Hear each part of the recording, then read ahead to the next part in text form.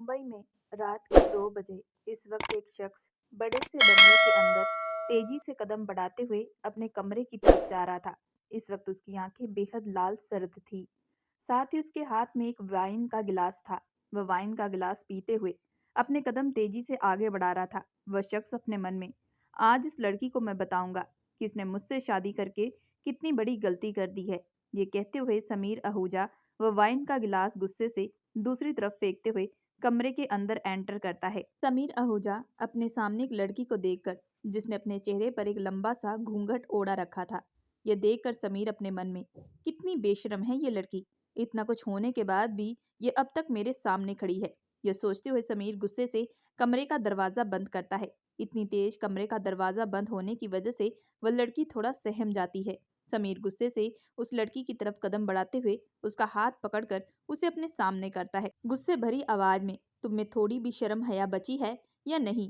ये सुनते ही वह लड़की, जिसका नाम नंदनी था, वह बेहद धीमी आवाज में, आप मुझसे ऐसी बात क्यों कर रहे हैं? तभी समीर गुस्से से नंदनी की कलाई पकड़ते हुए, ये भोली भाली लड़की बनने का नाटक बंद करो। मैं तुम जैसे लड़कियों को अच्छे से जानता हूँ। तुम जैसी लड़कियां पैसों की खातिर अपने आप को किसी के साथ भी बेच सकती हैं। शादी की रात अपने पति के मुंह से इतने कठोर शब्द सुनकर नंदनी रोने लगती है। तभी समीर यह देखकर, ठीक इसी तरह तुमने मेरे डैड को फंसाया होगा। पता नहीं क्या सोचकर मेरे डैड ने मेरी शादी तुम जैसी बाजारू लड़की के साथ कर दी। यह कहते हुए समीर नंदनी की कलाइयों पर अपनी पकड़ तेज करता है। नंदनी धीरे से, प्लीज, मुझे दर्द हो रहा है। समीर ये सुनते ही, दर्द? दर्द का एहसास भी है तुम्हें? मुझ पर क्या बीत रही है? मेरा नाम समीर आहूजा है। मैं दिन रात मेहनत करके ये मुकाम हासिल किया हूँ कि मैं पूरे मुंबई का जाना माना बिजनेसमैन हूँ, और लड़कियां तो मुझसे मिलने के लिए भी तरसती हैं। लेकिन इन सब के बावजूद भी आज मेरे ही खुद के डैड ने मेरी शादी एक कोठे वाली लड़की के साथ कर दी। अब लोगों को मैं क्या कहूंगा कि समीर आहूजा, जिसे लोग इतना वेल सेटल बिजनेसमैन मानते हैं, आज उसने एक कोठे वाली लड़की के साथ शादी कर ली। पता नहीं कितने आदमियों के साथ तुमने अपनी रातें रंगीन की होगी। ये कहते हुए समीर गुस्से से नंदनी का हाथ झड़कते हुए उसे दूसरी तरफ धकेलता है। समीर की इस हरकत से नंदनी दूसरी तरफ जाकर जमीन पर गिरती है।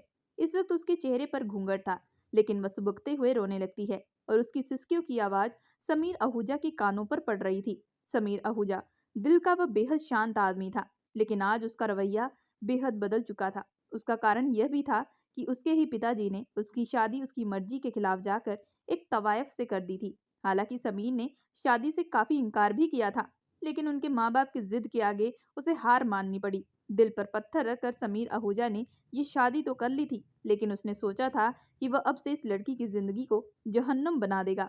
लेकिन अब जब उस लड़की की सिसकियों की आवाज समीर आहूजा के कानों में गूंज रही थी, तो वह अपने हाथों की मुट्ठी बनाते हुए लड़की की तरफ कदम बढ़ाते हुए, ये रोने का नाटक बंद करो और चुपचाप इस कमरे से निकलती बनो, क्योंकि मैं कभी भी तुम्हें अपनी पत्नी नहीं मानूंगा और ना ही कभी पत्नी का दर्जा दूंगा। यह कहते हुए समीर आहूजा उस लड़की का हाथ पकड़कर उसे गुस्से से कमरे की तरफ बाहर करने वाला था कि तभी उस लड़की का पल्लू बेड के साथ फंस जाता है और उसका चेहरा साफ दिखने लगता है। जब समीर आहूजा की नजर नंदनी के चेहरे की तरफ जाती है, तो वह कुछ पल के लिए फ्रीज हो जाता है। नंदनी, जो कि दिखने में बेहद खूबसूरत थी, उसकी ब्राउन आंखें जो कि उसकी सुंदरता को और भी ज्यादा निखार रही थी। समीर की निगाहें जब नंदनी के चेहरे से होते हुए उसके गुलाबी होठों पर जाती है, तो कुछ पल के लिए वो शांत हो जाता है। शादी करने से पहले समीर ने नंदनी को बिल्कुल नहीं देखा था। नंदनी का चेहरा अभी और इसी वक्त वह देख रहा था। नंदनी धीरे से उस पल्लू को छुड़ाने की कोशिश करती है। उसकी आंखों से लगातार आंसू बह रहे थे। तभी समीर उस पल्लू को छुड़ाते हुए जैसे नंदनी की तरफ बढ़ता है, तो देखता है कि उसके चेहरे पर एक गहरा निशान था और गालों पर किसी के खरोचने के निशान थे। यह देखकर समीर उससे कुछ पूछने की कोशिश करता है। उसके पास अब हिम्मत बिल्कुल भी नहीं थी, क्योंकि अभी कुछ देर पहले ही वह नंदनी को बहुत बुरे बुरे शब्द बोल चुका था। नंदनी जैसे ही अपना पल्लू छुड़ाकर कमरे से बाहर जाने वाली थी कि तभी समीर अपनी आंखें बंद करते हुए तेज आवाज में, जहां हो वहीं ठहर जाओ। समीर की आवाज सुनते ही नंदनी दुबक कर एक कोने में खड़ी हो जाती है। इस वक्त वह काफी कांप रही थी। उसे अंदर ही अंदर डर लगने लगा था कि कहीं समीर उसके साथ अब कुछ गलत ना कर दे। यह सोचते हुए नंदनी की आंखों से लगातार आंसू बहने लगते हैं। समीर तेज कदमों से नंदनी की तरफ बढ़ते हुए, डैड तुम्हें इस घर में और मेरी जिंदगी में लेकर आए हैं, सो तुम अब इस कमरे में रहोगी, लेकिन हाँ, ये बात बिल्कुल भी मत भूलना कि मैं तुम्हें कभी भी अपनी पत्नी नहीं मानूंगा, क्योंकि तुम मेरे लिए सिर्फ एक बाजारू औरत हो। ये कहते हुए समीर आहूजा गुस्से से कमरे से बाहर चला जाता है। शादी की रात अपने पति के मुंह से ये सारी बात सुनते ही नंदिनी को बेहद तकलीफ पहुंचती है। आखिर मम्मी पापा, आप लोग मुझे क्यों छोड़कर चले गए थे? आपके जाने के बाद देखो आपकी बेटी नंदिनी के साथ क्या हो रहा है। ये कहते हुए नंदिनी की आंखों से आंसू बहने लगते हैं। अगली सुबह सुष्मिता जी वीरेंद्र जी से बात करते हुए, आखिर आपने क्यों क्यों मेरे बेटे की शादी उस लड़की के साथ करवाई? अब हमारा बेटा हमसे दूर चला जाएगा, क्योंकि कल मैंने उसकी आंखों में हमारे लिए बेहद गुस्सा देखा था। ये सुनते ही वीरेंद्र जी, कुछ भी नहीं होगा सुष्मिता, वक्त के साथ साथ समीर भी इस रिश्ते को स्वीकार कर लेगा। तभी सुष्मिता जी, आप क्यों नहीं समझते, या फिर आप समझना नहीं चाहते? हमने क्या अपने बेटे को पढ़ा लिखा कर इस काबिल इसलिए बनाया था कि एक दिन आप उसकी शादी एक कोठे वाली के साथ कर दे? उसने पता नहीं ना जाने कितने लोगों के साथ। इसके आगे सुष्मिता जी कुछ कहती कि तभी वीरेंद्र जी चिल्लाते हुए, खबरदार, अगर एक शब्द और तुमने नंदिनी के बारे में कुछ कहा। ये सुनते ही सुष्मिता जी, उस कल की आई लड़की के लिए आप अपने बेटे के साथ साथ अपनी पत्नी के साथ साथ इस तरीके का सलूक कर रहे हैं, क्या ये आपको शोभा देता है? वीरेंद्र जी सुष्मिता जी से दूर होते हुए, मैं जो भी कर रहा हूँ वह सही कर रहा हूँ। मेरे बेटे के लिए वो लड़की बेहतर है और मैंने उसे ही चुना है। ये कहते हुए वीरेंद्र जी कमरे से बाहर चले जाते हैं। वीरेंद्र जी की बात सुनते ही सुष्मिता जी अपने मन में, पता नहीं आपकी आंखों पर कौन सी पट्टी बंधी हुई है। एक बाजारू औरत को लाकर आप कह रहे हैं कि वह हमारे बेटे के लिए सही रहेगी। आपने मेरे बेटे की जिंदगी खराब कर दी है, मैं आपको कभी माफ नहीं करूंगी। कहते हुए सुष्मिता जी की आंखें नम हो जाती है। दूसरी तरफ वीरेंद्र जी कुछ सोचते हुए समीर के कमरे की तरफ कदम बढ़ाते हैं और वह धीरे से दरवाजा खटखटाते हुए, नंदनी बेटा।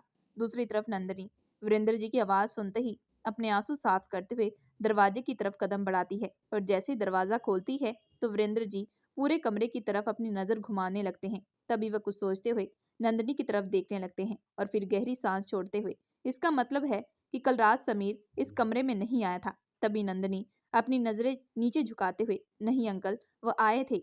लेकिन ये कहते हुए नंदनी चुप हो जाती है। तभी वीरेंद्र जी नंदनी को देखते हुए, तुम्हारे लिए कुछ कपड़े भिजवा रहा हूँ, तुम जल्दी से तैयार होकर नीचे आओ। नई नवेली बहू हो तो तुम्हें इस घर की रस्म भी करनी पड़ेगी। ये सुनते ही नंदनी हिचकिचाते हुए, लेकिन अंकल, मुझे लगता है कि शायद समीर जी की आपने मुझसे शादी करवा कर गलती कर दी है। मैं उनके काबिल बिल्कुल भी नहीं हूँ। ये सुनते ही वीरेंद्र जी, ये क्या बोल रही हो नंदनी, तुम्हें पता भी है अब तुम्हारी शादी हो चुकी है और तुम्हारी शादी को 24 घंटा भी नहीं हुआ और तुम इसके आगे। वीरेंद्र जी कुछ कहते हैं कि तभी नंदनी बात को काटते हुए, अंकल, मैं आपकी बहुत इज्जत करती हूँ, लेकिन मुझे लगता है कि समीर जी इस रिश्ते को कभी स्वीकार नहीं करेंगे, क्योंकि कल रात मैंने उनके दिल में अपने लिए बेपनाह नफरत देखी थी और वैसे भी मैं उनके लायक बिल्कुल नहीं हूँ। समीर जी इतना पढ़े लिखे हैं और मैं अनपढ़ गवार लड़की और साथ ही साथ एक कोठे वाली हूँ, जिसे इस समाज में बिल्कुल भी कोई इज्जत नहीं दी जाती। ये कहते हुए नंदनी की आंखों से एक कतरा आंसू बह जाता है। तभी वीरेंद्र जी नंदनी का हाथ पकड़ते हुए, बेटी, जो पहले हुआ उसे भूल जाओ और अब तुम समीर की पत्नी हो और इस घर की बहू हो। समीर बेशक इस रिश्ते को स्वीकार कर नहीं रहा, लेकिन कम से कम तुम तो इस रिश्ते को निभाओ। मेरा बेटा धीरे धीरे तुम्हें खुद अपनाने लगेगा, अभी उसे कुछ समय का वक्त दो, क्योंकि तुम अच्छे से जानती हो कि मैंने तुम दोनों की शादी अचानक से करवाई है। मैंने कभी भी समीर को तुम्हारे बारे में नहीं बताया था, इसी वजह से मैं तुम्हें कह रहा हूँ, तुम बिल्कुल भी हिम्मत मत हारो। नंदनी वीरेंद्र जी की बात सुनते ही उसमें थोड़ी हिम्मत आती है और वह वीरेंद्र जी की तरफ देखते हुए, ठीक है अंकल, आप जैसा कह रहे हैं मैं वैसा करूंगी, मैं इस रिश्ते को बखूबी से निभाऊंगी। ये कहते हुए नंदनी के फेस पर एक हल्की सी मुस्कुराहट आती है। ये देखकर वीरेंद्र जी नंदनी के सर पर हाथ रखते हुए, अब जल्दी से तुम तैयार होकर नीचे आओ। ये कहते वीरेंद्र जी कमरे से बाहर चले जाते हैं। तभी वह अपने मन में, ये समीर जरूर इस वक्त स्टडी रूम में होगा, ये सोचते हुए वीरेंद्र जी स्टडी रूम की तरफ जाती हैं। कुछ देर बाद वीरेंद्र जी स्टडी रूम का डोर नॉक करते हुए कमरे के अंदर एंटर करते हैं तो देखते हैं कि समीर इस वक्त एक सोफे पर बैठा हुआ था। वह अपने लैपटॉप पर कुछ काम कर रहा था। वीरेंद्र जी समीर के पास जाकर, तुम रात को अपने कमरे में क्यों नहीं सोए? वीरेंद्र जी की बात का ना जवाब देते हुए समीर उठकर दूसरी साइड चला जाता है। तभी वीरेंद्र जी ये देखकर, तो इसका मतलब है तुम अपने डैड से भी बात नहीं करोगे? ये सुनते ही समीर वीरेंद्र जी की तरफ देखते हुए, किस लिए बात करूं मैं आपसे? क्या आपने उस लड़की से मेरा रिश्ता करने से पहले एक बार भी सोचा? जब मुझसे मेरी रजामंदी पूछी, नहीं, आपने तो कुछ भी नहीं पूछा और बिना कुछ कहे, बिना कुछ बताए आप मेरे सामने उस लड़की को लाकर खड़ा कर दिए और कहा कि मैं इससे शादी करूं, तब आपने क्यों नहीं सोचा कि मुझ पर क्या बीत रही है। ये सुनते ही वीरेंद्र जी अपनी आंखें नम करते हुए, मुझे माफ कर दो बेटा, लेकिन सच मानो नंदनी बहुत अच्छी लड़की है। इसके आगे वीरेंद्र जी कुछ कहते कि तभी समीर गुस्से से, आप जिस लड़की की तारीफें कर रहे हैं वह जिस जगह से आई है ना, उस जगह पर कोई भी शरीफ लड़का जाना बिल्कुल भी पसंद नहीं करता। तो आपने उस लड़की से मेरी शादी करवाई है। अगर आप मेरी कोई गरीब लड़की से भी शादी कर देते तो मुझे कभी भी एतराज ना होता, लेकिन एक ऐसी लड़की जो आए दिन नए नए मर्दों के साथ अपनी रातें रंगीन कर चुकी हो। इसके आगे समीर कुछ कहता कि तभी वीरेंद्र जी गुस्से से, बस करो समीर, मैं तुम्हारी हर बात सुन सकता हूँ, लेकिन तुम अगर नंदनी के बारे में ये सारी बातें बोलोगे तो मैं बिल्कुल बर्दाश्त नहीं करूंगा। वह जहाँ से भी आई है वह उसका बीता हुआ कल था, और तुम बीते हुए कल को उठाकर बात मत करो तो वही बेहतर रहेगा। और अब मैं तुमसे इस बारे में कोई बात नहीं करना चाहता, चुपचाप नीचे आकर नाश्ता करो। यह कहते हुए वीरेंद्र जी वहां से जाने लगते हैं। तभी समीर गुस्से से, तो शायद आप भी भूल रहे हैं कि अगर आप मेरे डैड हैं तो मैं भी आपका ही बेटा हूँ। मैं कभी भी इस रिश्ते को स्वीकार नहीं करूंगा। आपने बेशक मेरी शादी उससे करवा दी है, लेकिन मैं कभी भी उसे पत्नी नहीं मानूंगा। देखना, एक दिन आप ही मेरे पास चलकर आएंगे और खुद मुझे इस रिश्ते से आजाद करेंगे और कहेंगे कि आपने इस वक्त ये जो फैसला लिया है वह आपने गलत लिया था। वीरेंद्र जी समीर की बात सुनते ही, लेकिन वह वक्त कभी भी नहीं आएगा, यह बात मैं खुद तुम्हें लिख कर देता हूँ। ये कहते हुए वीरेंद्र जी वहां से चले जाते हैं। अपने डैड की बात सुनते ही समीर गुस्से से अपना हाथ दीवार पर मारता है। दूसरी तरफ नंदनी तैयार होकर किचन में जैसी कुछ मीठा बनाने वाली थी कि तभी नंदनी के साथ सुष्मिता जी नंदनी को रोकते हुए, कोई जरूरत नहीं है तुम्हें ये सब करने की। ये सुनते ही नंदनी धीमी आवाज में, लेकिन माँ जी, मैं सबके लिए कुछ मीठा बनाने वाली हूँ। तभी सुष्मिता जी ये सुनते ही, पहली बात तो अपने मुंह से मुझे माँ जी मत कहना, क्योंकि तुम जैसी लड़कियां किसी के घर की ना बहू बन सकती हैं तो ना ही पत्नी। पता नहीं मेरे पति पर क्या जादू कर दिया है तुमने, जो मेरा पति आज मेरी बात भी नहीं सुन रहा। बेशक तुम्हारी शादी समीर के साथ हो चुकी है, लेकिन याद रखना, समीर के साथ साथ मैं भी कभी इस रिश्ते को स्वीकार नहीं करूंगी और तुम्हें जल्द से जल्द इस घर से हमेशा के लिए निकाल दूंगी। नंदनी अपनी सास की बात सुनते बेहद मायूस हो जाती है। कुछ देर पहले वीरेंद्र जी को जो वचन दिया था वो उसे याद आता है कि वह इस रिश्ते को बखूबी से निभाएगी। इसी वजह से वह इन बातों पर ज्यादा ध्यान नहीं देती और चुपचाप जाकर हलवा बनाने लगती है। यह देखकर सुष्मिता जी गुस्से में, वाकई तू बहुत बेशरम है, इतना कुछ सुनने के बाद भी तू यहाँ पर खड़ी होकर ये सब कर रही है। ये कहते हुए सुष्मिता जी नंदनी का हाथ गुस्से से पकड़ लेती हैं। तभी वीरेंद्र जी किचन में आकर, बस भी करो सुष्मिता, मुझे पता था कि तुम नंदनी के साथ इसी तरीके का व्यवहार करोगी, इसी वजह से मैं देखने के लिए आया था। ये सुनते ही सुष्मिता जी, आपका दिमाग पागल हो चुका है, जो आप इस जैसी लड़की को हमारे घर पर बहू बनाकर लाए हैं। वीरेंद्र जी चिल्लाते हुए, मैंने कुछ देर पहले ही तुम्हें क्या कहा था, क्या तुम्हें मेरी बात समझ में नहीं आती। ये कहते हुए वीरेंद्र जी गुस्से से सुष्मिता जी की तरफ कदम बढ़ाते हैं। तभी सुष्मिता जी, कहीं आपका और इस लड़की का कोई चक्कर तो नहीं चल रहा, इसी वजह से आप इसे हमारी घर की बहू बनाकर लाए हैं। ये सुनते ही वीरेंद्र जी गुस्से भरी नजरों से सुष्मिता जी पर जैसे ही हाथ उठाने वाले थे कि तभी उस हाथ को रोकते हुए, नहीं अंकल, आप मेरी वजह से माँ जी के साथ ऐसा बिल्कुल मत करिए। ये देखकर सुष्मिता जी, वाह, कल की आई लड़की के लिए आप मुझ पर हाथ उठाने वाले हैं। पता नहीं इस लड़की ने आप पर क्या जादू टोना कर दिया है जो आप ये सब कर रहे हैं। ये कहते हुए सुष्मिता जी की आंखों से आंसू आने लगते हैं और वह रोते हुए किचन से बाहर चली जाती हैं। तभी नंदनी वीरेंद्र जी की तरफ देखते हुए, अंकल प्लीज, आप मेरे लिए किसी के साथ भी झगड़ा मत करिए, मैं खुद अपने इन रिश्तों को बखूबी से निभाऊंगी और एक ना एक दिन माँ जी और समीर जी के दिल में अपने लिए जगह बनाकर ही रहूंगी। लेकिन तब तक कोई भी मुझे कुछ भी कहता है तो आप प्लीज बीच में मत आइए। ये सुनते ही वीरेंद्र जी, लेकिन बेटी नंदनी, वीरेंद्र जी का हाथ पकड़ते हुए, आप मेरे लिए अंकल नहीं बल्कि मेरे पिता समान हैं और आप मुझ जैसी लड़की को उस दुनिया से निकाल कर यहाँ पर लेकर आए हैं और ये मेरे लिए बहुत बड़ी बात है। लेकिन इसके आगे का सफर सिर्फ मेरा है, तो प्लीज आप मेरी वजह से किसी को भी कुछ मत कहिए और ये मेरी आपसे रिक्वेस्ट है। वीरेंद्र जी नंदनी की आवाज सुनते ही उनके चेहरे पर एक हल्की सी मुस्कुराहट आती है। तभी वह नंदनी की तरफ देखते हुए, ठीक है बेटी, तुम जैसा चाहती हो मैं वैसा करूंगा। ये कहते हुए वीरेंद्र जी किचन से बाहर चले जाते हैं। करीब आधे घंटे के बाद नंदनी सबको हलवा परोसती है, लेकिन जैसे ही हलवे की कटोरी समीर आहूजा के सामने करती है तो समीर गुस्से से टेबल को से उठते हुए, मॉम, मैं लेट हो रहा हूँ, ऑफिस के लिए निकल रहा हूँ, यह कहते हुए चला जाता है। समीर की बेरुखी देखकर नंदनी को काफी दुख लगता है। तो दूसरी तरफ सुष्मिता जी यह देखकर, इसी वजह से मैंने तुम्हें कहा था कि तुम्हें ये सब करने की जरूरत नहीं है, हम कभी भी तुम्हें अपने परिवार का हिस्सा नहीं मानेंगे। ये कहते हुए सुष्मिता जी भी गुस्से से वहां से चली जाती है। वीरेंद्र जी यह देखकर नंदिनी को हौसला देते हुए वह हलवा खाना स्टार्ट कर देते हैं। वह नंदिनी की तरफ देखते हुए, यह हलवा तो तुमने काफी लाजवाब बनाया है। यह कहते हुए वीरेंद्र जी अपनी पॉकेट में से नंदिनी को एक गिफ्ट रैप किए एक छोटा सा डिब्बा नंदिनी की तरफ बढ़ाते हैं। तभी नंदिनी यह देखकर, लेकिन अंकल इसकी क्या जरूरत थी? ये सुनते ही वीरेंद्र जी, बेटी ये तुम्हारा हक है, आज तुम्हारी पहली रसोई है जिसकी वजह से मैं तुम्हें आशीर्वाद के तौर पर दे रहा हूँ। हाँ मैं ये मानता हूँ ये तुम्हारी सास का हक था, लेकिन वो ना सही, कम से कम मैं तो दे रहा हूँ। ये कहते वीरेंद्र जी, अब तुम ये बातें छोड़ो और जल्दी से इसे खोल कर देखो। तभी नंदनी जैसी उस गिफ्ट के बॉक्स को खोलती है तो उसमें एक गोल्ड की अंगूठी थी। यह देखकर नंदनी हैरान भरी आंखों से वीरेंद्र जी की तरफ देखती है। वह धीमी आवाज में, अंकल ये तो काफी महंगा है, इसीलिए मैं इसे नहीं ले सकती। ये कहते हुए नंदनी वापस करती है। तभी वीरेंद्र जी, इनकार मत करो बेटी, इस पर तुम्हारा हक है और इस पर मैं तुम्हारी कोई बात नहीं सुनूंगा। दूसरी तरफ सुष्मिता जी ये सारी बातें चुपके से सुन रही थी। यह देखकर उनकी आंखें बड़ी हो जाती हैं। तभी वह गुस्से से, यही सब तो इस लड़की को चाहिए था, इसी वजह से इसने मेरे बेटे से शादी की है, लेकिन एक ना एक दिन मैं इस लड़की को अपने घर से निकाल कर रहूंगी। ये कहते हुए सुष्मिता जी अपने हाथों की मुट्ठी बना लेती है। दूसरी तरफ समीर ऑफिस में बैठे हुए अपने दोस्त विक्रांत से बात करता है। समीर के साथ जो हुआ था वह सारी बात विक्रांत को बता देता है। विक्रांत उसका बहुत ही खास और पक्का दोस्त था।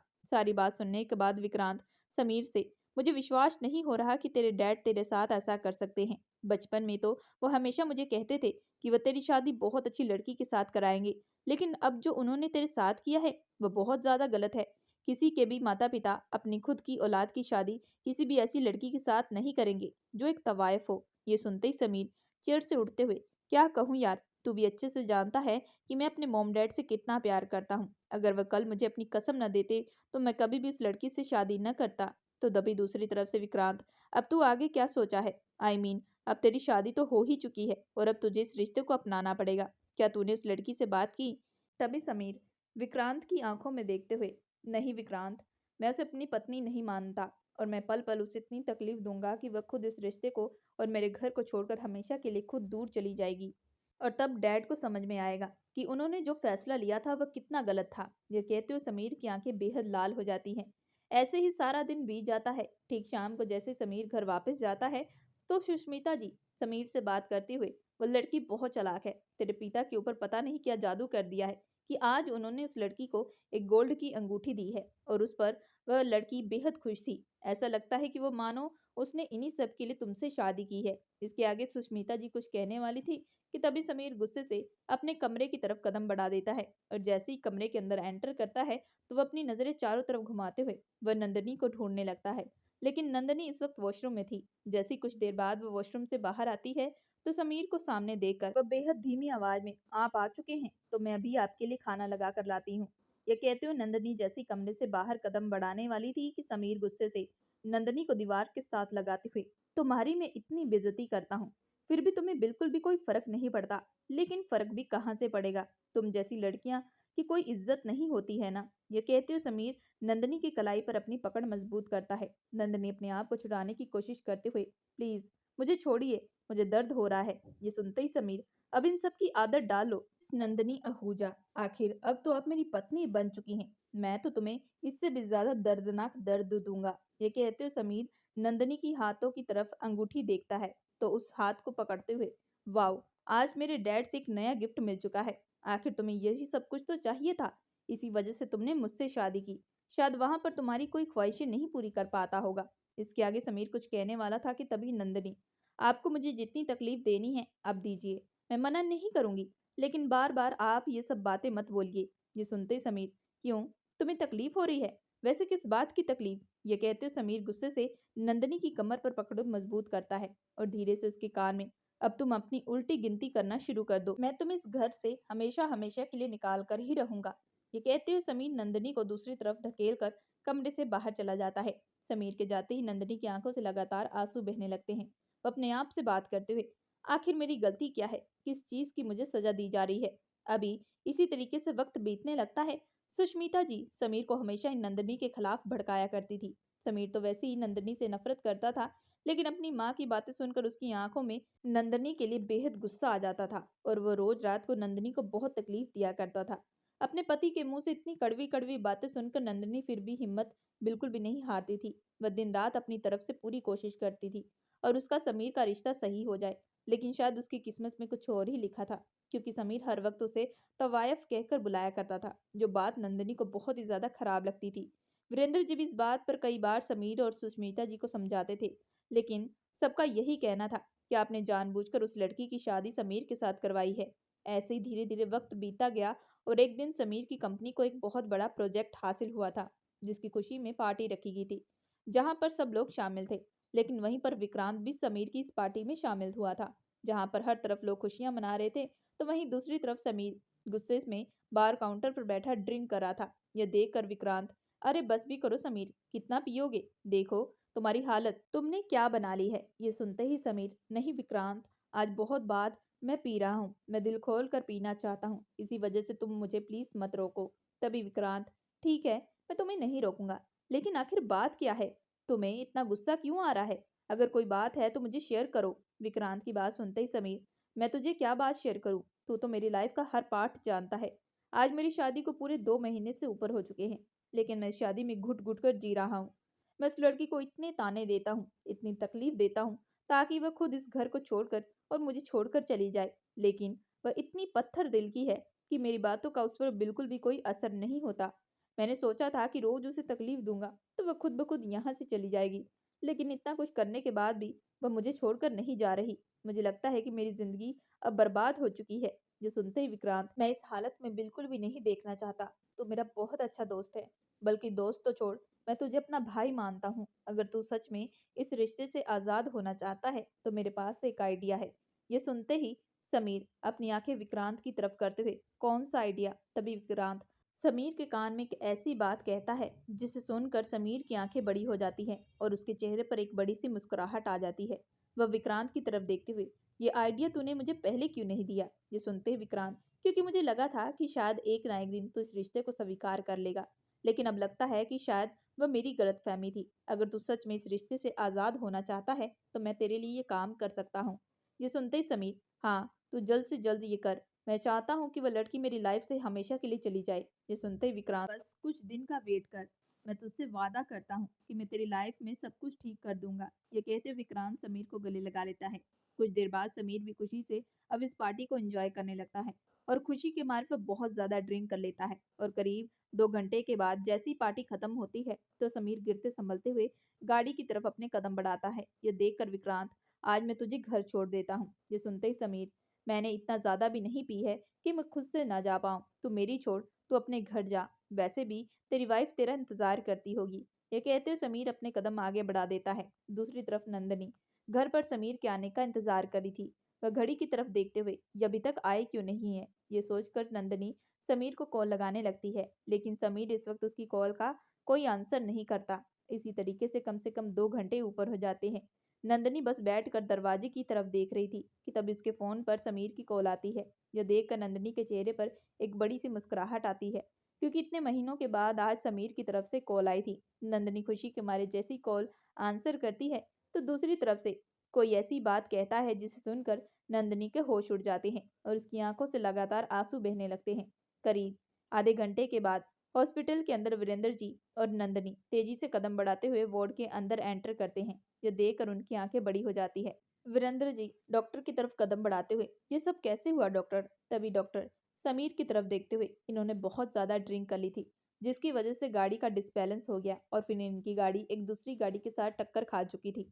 शुक्र मनाओ कि लोगों ने इन्हें यहाँ पर पहुंचा दिया। आज अगर ये वक्त पर ना पहुंचते तो शायद। ये सुनते ही दूसरी तरफ नंदनी फूट फूट कर रोने लगती है। वीरेंद्र जी नंदनी को चुप कराते हुए, प्लीज बेटा चुप हो जाओ। तभी डॉक्टर बात को पूरा करते हुए, अभी आपको इनका पूरा ध्यान रखना पड़ेगा, क्योंकि इनके शरीर पर हर जगह चोट आई है। इसी की वजह से ये प्रॉपर चल फिर भी नहीं पाएंगे, आपको इनका पूरा केयर करना पड़ेगा। ये कहते हुए डॉक्टर वहां से चले जाते हैं। डॉक्टर के जाते ही वीरेंद्र जी की आंखें नम हो जाती हैं। दूसरी तरफ नंदनी रोते हुए वार्ड से बाहर चली जाती है। नंदनी के पीछे पीछे वीरेंद्र जी भी चले जाते हैं। वह नंदनी को चुप कराने की कोशिश करते हैं। तभी नंदनी, सब कुछ मेरी वजह से हुआ है, अगर मैं उनसे शादी ना करती तो शायद अपनी जिंदगी में ये खुश रहते। ये कहते हुए नंदनी फूट फूट कर रोने लगती है। वीरेंद्र जी नंदनी को चुप कराते हुए, नहीं बेटा ऐसी बात नहीं है, जो किस्मत में लिखा होता है उसे कोई बदल नहीं सकता। और इसमें तो सबसे पहले समीर की गलती थी। उसे ड्रिंक करके गाड़ी नहीं चलानी चाहिए थी। अब जो हुआ है उसे छोड़ो, लेकिन इस वक्त समीर को हमारी जरूरत है। अब सारी रात वीरेंद्र जी और नंदनी हॉस्पिटल में रहते हैं। अगली सुबह डॉक्टर के कहने के मुताबिक समीर को डिस्चार्ज मिल जाता है। जैसे ही वह घर पर समीर को लेकर जाते हैं तो सुष्मिता जी यह देकर, इस लड़की की वजह से ही सब कुछ हुआ है। इसी ने मेरे बेटे की यह हालत की है। मैं इसे छोड़ूंगी नहीं। ये कहते हुए सुष्मिता जी गुस्से से नंदनी की तरफ बढ़ने वाली थी कि तभी वीरेंद्र जी आगे बढ़ते हुए, खबरदार, अगर तुमने नंदनी को एक शब्द कुछ कहा, आज जो तुम्हारे बेटे की हालत हुई है ना, उसकी खुद की वजह से है। दारू पीकर वह गाड़ी चला रहा था तो एक्सीडेंट तो होना ही था ना। तो दूसरी तरफ से समीर ये बात सुनते ही गुस्से से, आप लोगों का तमाशा खत्म हो चुका हो तो मुझे कोई रूम में लेकर चले। यह सुनते ही सुष्मिता जी आगे बढ़ते हुए, हाँ बेटा, मैं तुम्हें लेकर चलती हूँ। यह कहते हुए सुष्मिता जी सहारा देते हुए समीर को कमरे में ले जाती हैं। दूसरी तरफ नंदनी अपनी सास के मुंह से ये बात सुनते ही उसकी आंखें फिर से नम होती हैं।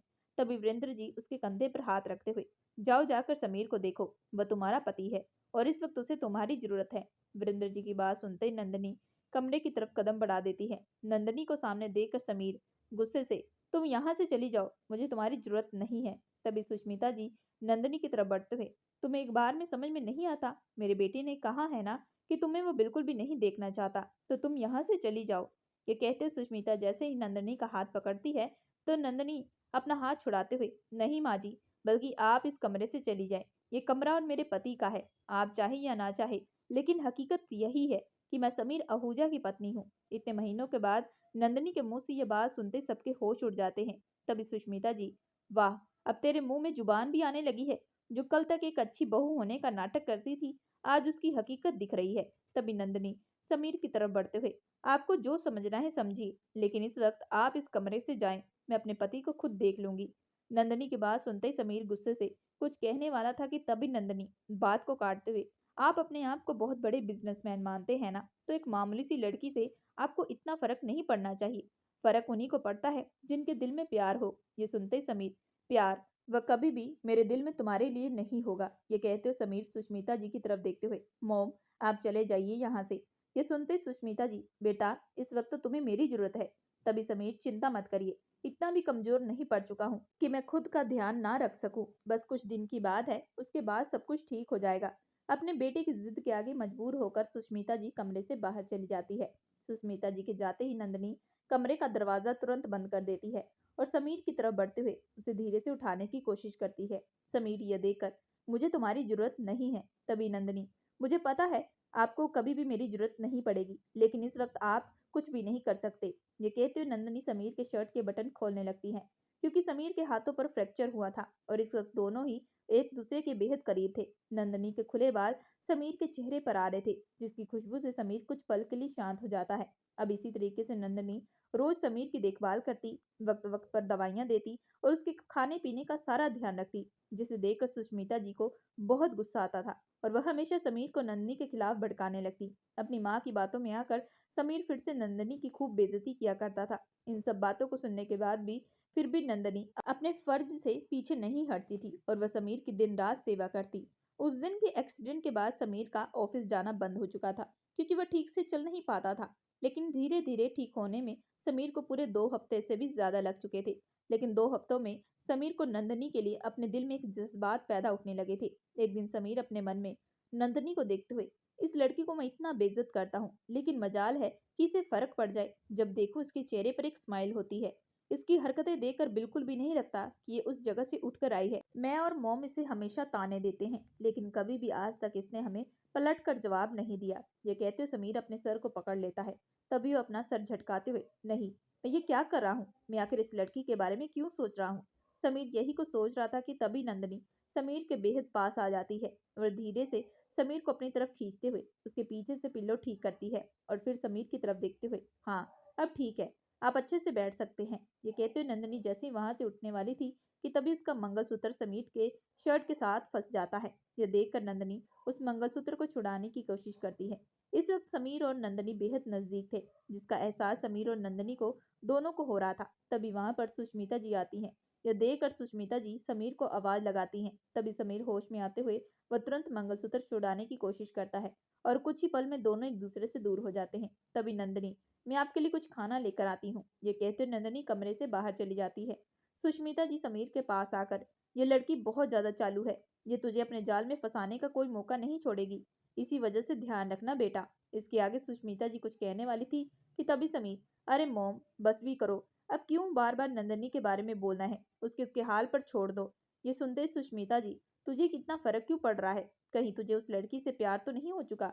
ये सुनते ही समीर अपना चेहरा दूसरी तरफ करते हुए, नहीं मॉम, ऐसी बात नहीं है। नहीं मॉम, आप कुछ ज्यादा ही सोच रही हैं। बस मैं रोज ही एक एक चीज सुनकर थक चुका हूँ। बस मैं चाहता हूँ कि मेरी हेल्थ ठीक हो जाए और मैं फिर से ऑफिस जाऊँ, क्योंकि ऑफिस का काम बहुत ज्यादा पेंडिंग पड़ चुका है। और आप अच्छे से जानते हैं कि मेरी जिंदगी में सबसे पहली प्रायोरिटी मेरा काम है और आज मैं उससे ही बहुत दूर हो चुका हूँ। तभी सुष्मिता जी ये सुनते ही, हाँ बेटा, मैं समझ रही हूँ, तू चिंता मत कर, सब कुछ ठीक हो जाएगा। अब इसी तरीके से नंदनी दिन रात समीर की खूब सेवा करती है और ठीक कुछ दिनों के बाद समीर पहले जैसा चलने लगता है।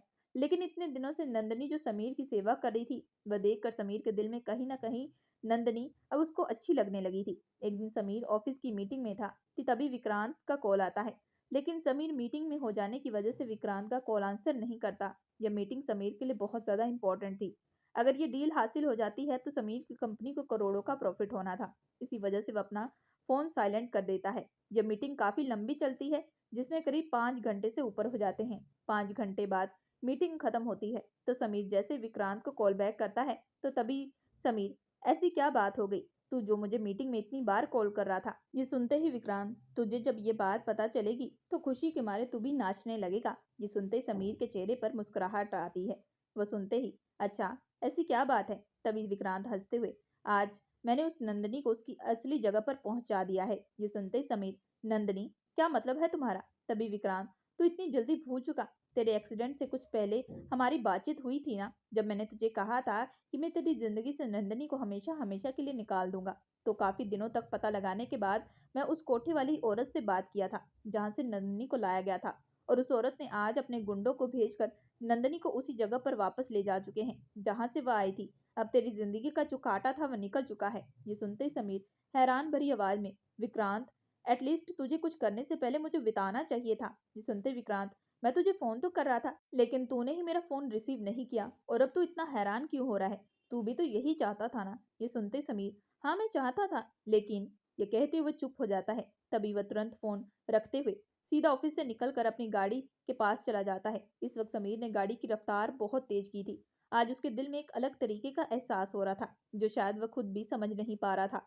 आधे घंटे के बाद समीर अपने घर के अंदर एंटर करता है कि तभी उसके डैड की गुस्से भरी आवाज, जहां हो वहीं रुक जाओ। ये कहते हुए वीरेंद्र जी समीर के पास आते हैं। तभी वह समीर की तरफ देखते हुए, यही चाहते थे ना कि नंदनी हमेशा हमेशा के लिए यहाँ से चली जाए, इसलिए तुमने उन गुंडों को यहाँ पर भेजा।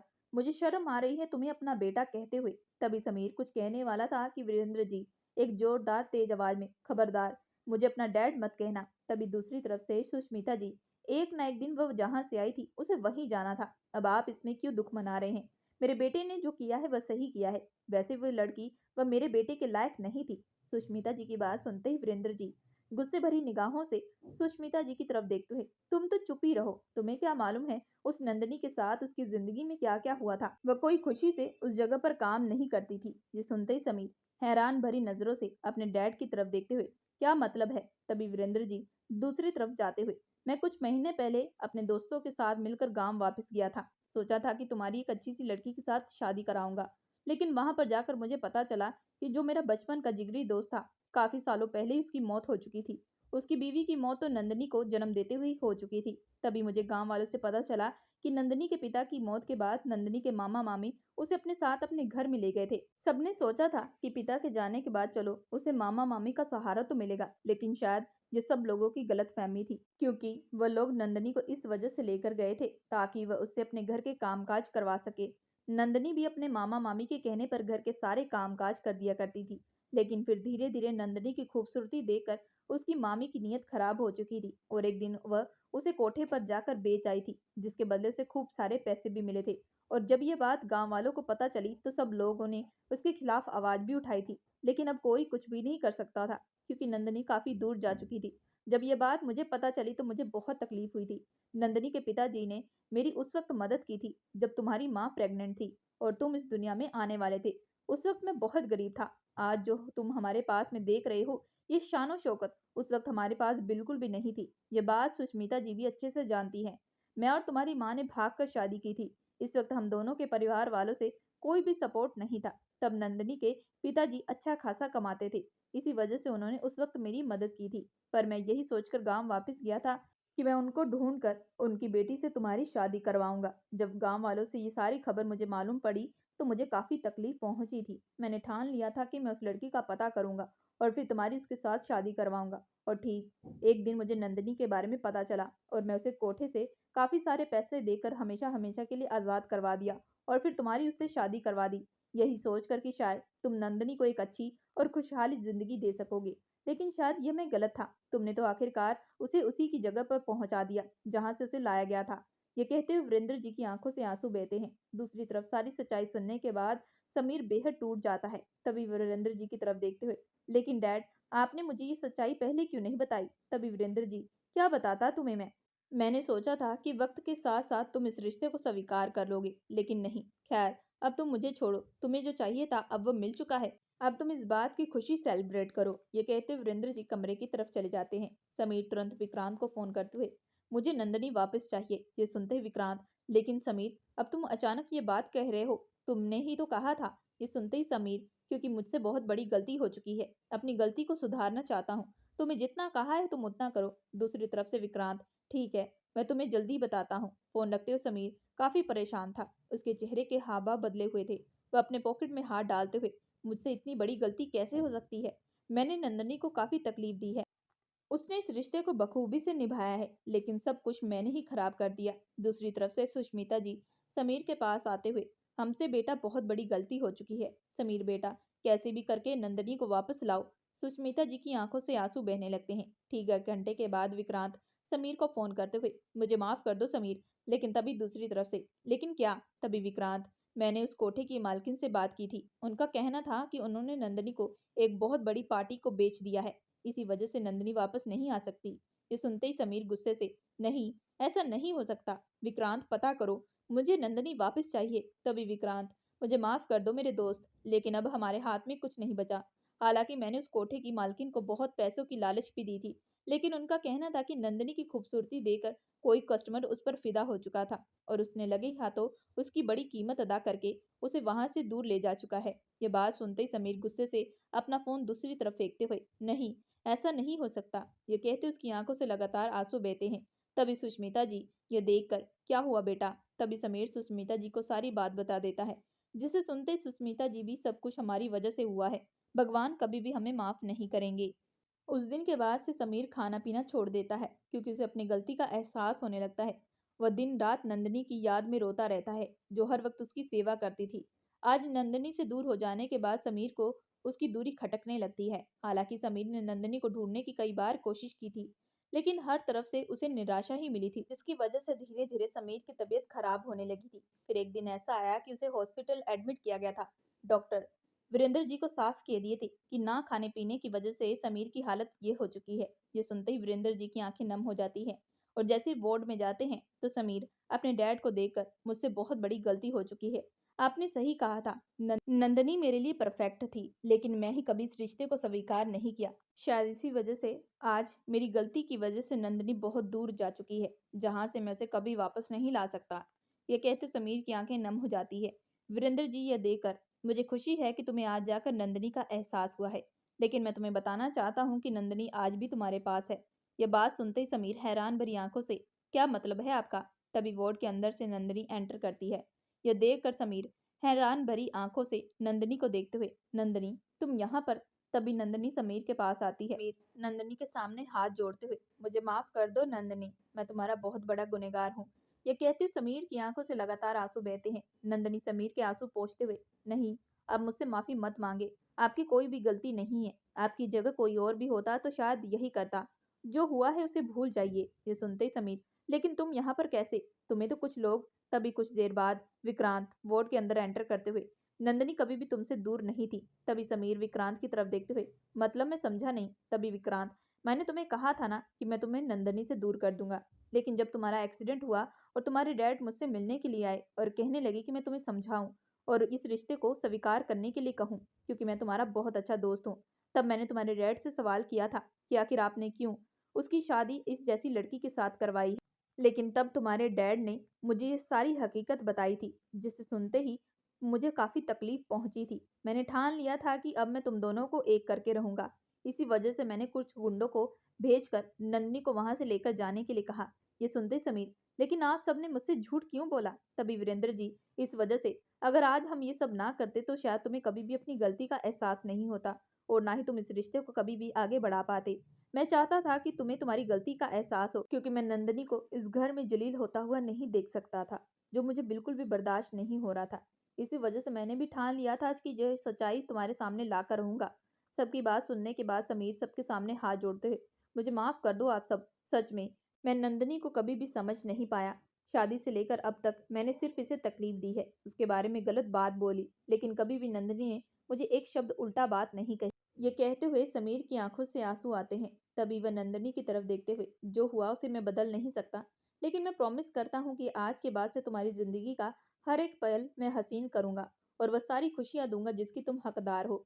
ये कहते हुए समीर खुशी से नंदिनी को गले लगा लेता है। आज इतने वक्त के बाद नंदिनी को उसके पति का प्यार मिल चुका था, जिसके लिए वह इतने समय से इस पल का इंतजार कर रही थी। समीर को भी इसकी गलती का एहसास हो जाने के बाद वह नंदिनी का खूब ख्याल रखता है और अब वो दोनों खुशी खुशी मिलकर अपनी जिंदगी गुजारने लगते हैं। दोस्तों, आप लोगों को ये कहानी कैसी लगी हमें कमेंट करके जरूर बताइएगा। कहानी पसंद आए तो हमारे चैनल को लाइक और सब्सक्राइब जरूर करके जाइएगा एंड बेल आइकन का बटन जरूर दबाइएगा।